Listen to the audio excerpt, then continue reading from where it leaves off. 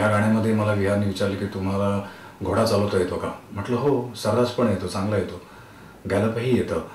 तर ते म्हणाले ठीक आहे, मला एका शॉटमध्ये त्या गाण्याच्या पीसमध्ये तुमचं गॅलप हवं आहे. आणि मी ते केलं आणि तो शॉट देखील चांगला पिक्चराईज झालेला आहे. सूर्यास्त व्हायची वेळ आली तेव्हा साहजिकच आम्हाला सगळ्यांना वाटलं की आता शूटिंग म्हणजे गाणं झालेलं आहे. तर मी विचारलं विहारला की झालं ना, गाणं संपलं ना, माझ्या मते तर झालेलं आहे. तर ते म्हणाला नाही सर, अजून एक शॉट बाकी आहे. म्हटलं अच्छा, पण म्हटलं सूर्यास्त ते कसं काय मॅच करणार. ते म्हणाले ते होईल, सगळं व्यवस्थित होईल.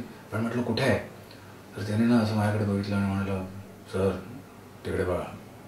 तिकडे सर्वत्र पाणी होतं आणि त्या पाण्याच्या मधोमध एक छोटीशी टेकडी होती. त्यांचं म्हणणं होतं की तिकडे जाऊन आपल्याला वरती टेकडीवरती तुम्हाला दोघांना एक माझा शॉट घ्यायचा आहे. मी म्हटलं बा.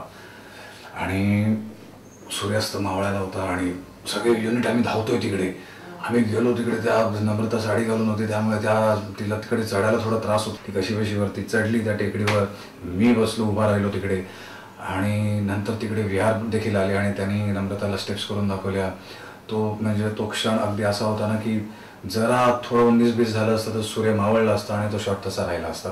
जसं मी म्हटलं त्या टेकडीवरती आम्ही दोघं उभे होतो मध्यभागी आणि उमेशजींनी लॉन्चमध्ये कॅमेरा लावला होता आणि चारही बाजूनी ती लॉन्च फिरवली आमच्या अवतीभोवती आणि तो शॉट चित्रित केला.